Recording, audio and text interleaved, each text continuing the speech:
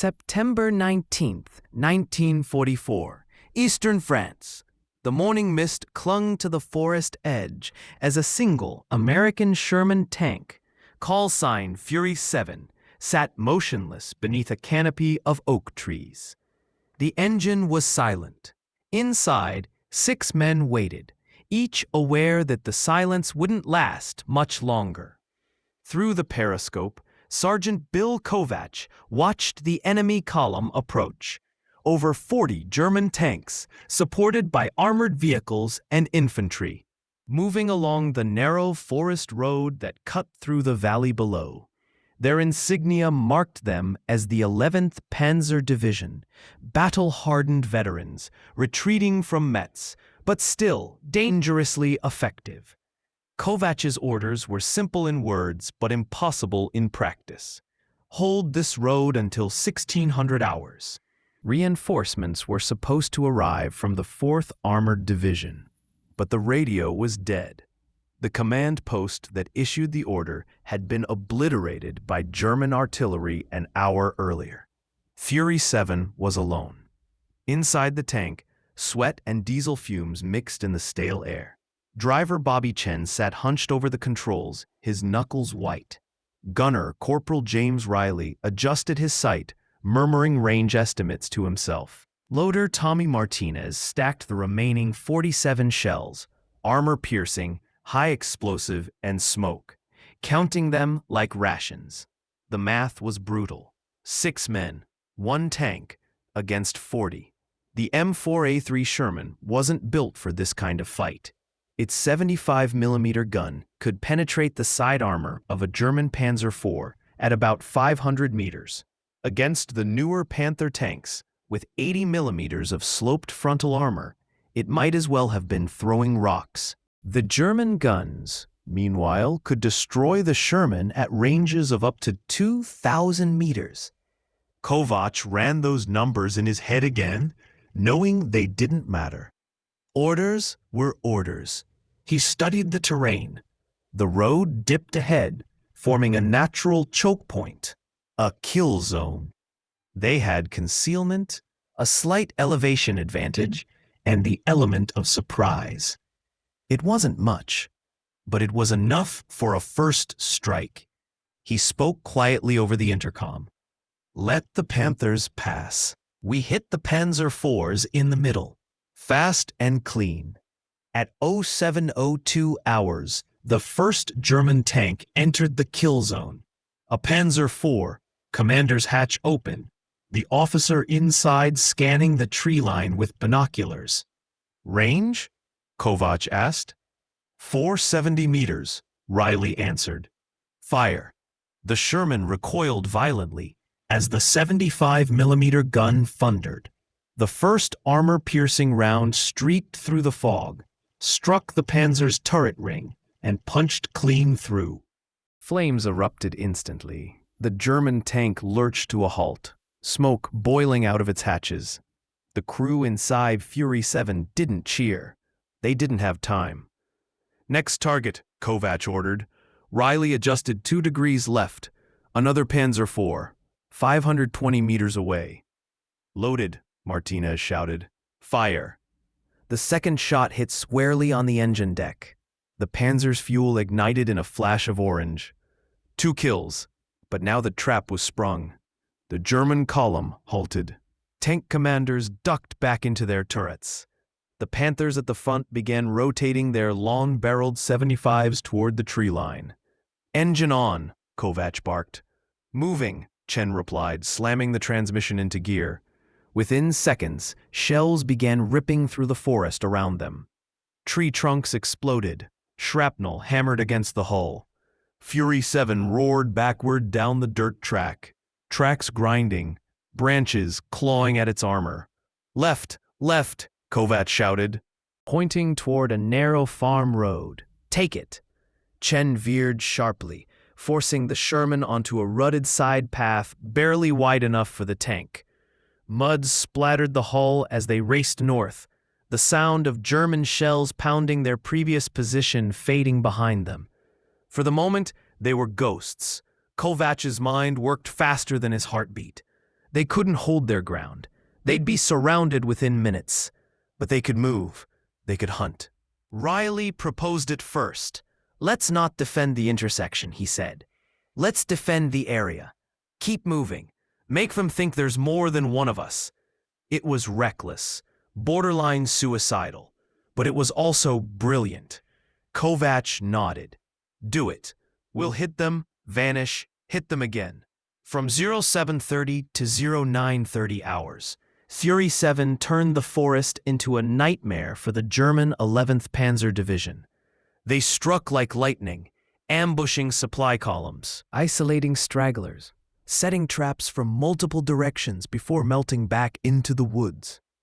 At 0734, they destroyed 2 fuel trucks and a half-track. At 0809, they ambushed a separated Panzer IV, leaving it burning in a meadow. At 0843, they fired 3 rounds into a German command vehicle, then disappeared through a farmer's wheat field. Each time the Germans countered, Fury 7 was already gone.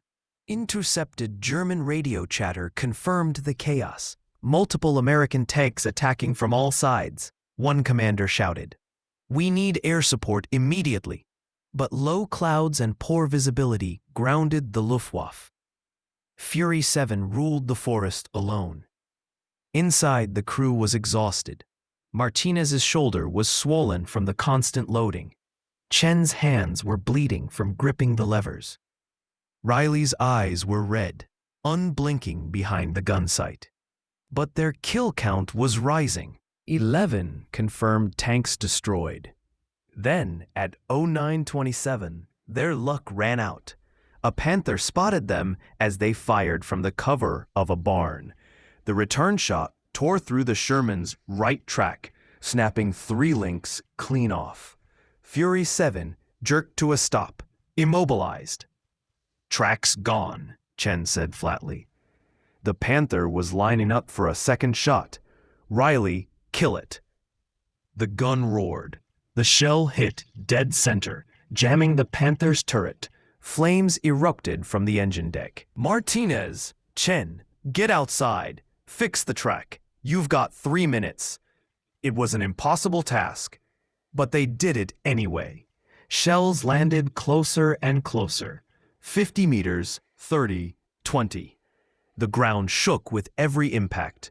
Martinez and Chen worked through the smoke, hammering the replacement link into place. At the last second, it locked. Done! They scrambled back inside, and Riley fired 2 white phosphorus rounds to cover their retreat. A Sherman backed away just as a German shell obliterated the barn they'd been hiding in. 3 hours into the battle, Fury 7 had survived the impossible. Then the radio crackled to life. "Fury 7, this is Warhorse 6. Reinforcements are 15 minutes out. Can you hold?" Kovatch looked around at his exhausted crew, the bruised loader, the bleeding driver, the gunner still steady under fire. "We'll hold," he said. The final German assault began at 0951 hours. 8 tanks advanced, Panthers and Panzer IVs supported by infantry. Riley fired with surgical precision. Each shot counted. Each target fell. With only 4 shells remaining, the distant rumble of engines echoed behind them. American reinforcements, 12 Shermans from the 4th Armored, crested the hill and entered the fight. The battle ended minutes later. The road, the bridge, and Fury 7 still stood. When Lieutenant Morrison arrived, he was speechless. "You held this intersection with 1 tank?" Kovatch simply nodded. "Didn't have much choice. 14 confirmed kills. 3 hours of combat. 6 men against 40. Fury 7 had held the line. 15 months later, in October 1943, halfway across the world in Moscow, Soviet engineers examined a Sherman tank that had arrived through the Lend-Lease program. They disassembled every component: engine, transmission, armor, optics, and recorded their findings. What they discovered would change global warfare. The Sherman's Ford GAA engine produced 500 horsepower from an 18-liter V8, half the displacement of Soviet engines delivering similar power. Its automatic transmission allowed smooth gear changes under stress, something Soviet crews could only dream of. But what impressed them most wasn't the technology, it was the philosophy. Every bolt, every part, every measurement was standardized. The Sherman wasn't designed to be the best tank. It was designed to be the most available. Engineer Dmitry Pavlov summarized it best in his report to Stalin. The Americans do not build tanks to last 10 years. They build tanks to be produced in 10 days. That single realization reshaped Soviet industrial doctrine. Factory production times dropped by more than half. Tank reliability soared. And when the Cold War began, the Soviet Union's manufacturing model bore the fingerprints of American wartime efficiency. Because in the end, the Battle of Fury 7 proved a truth that outlasted the war itself. Wars aren't won by the best tank. They're won by the tank that shows up, keeps running, and fights another day. The story of Fury 7 isn't just about bravery. It's about endurance, innovation, and the power of design that outlasts perfection. If this story moved you, subscribe for more true wartime histories, the battles, machines, and moments that changed how wars are fought. And before you go, the next chapter of this story is waiting. Watch the next video to see how the lessons of Fury 7 shaped the Soviet tanks of the Cold War.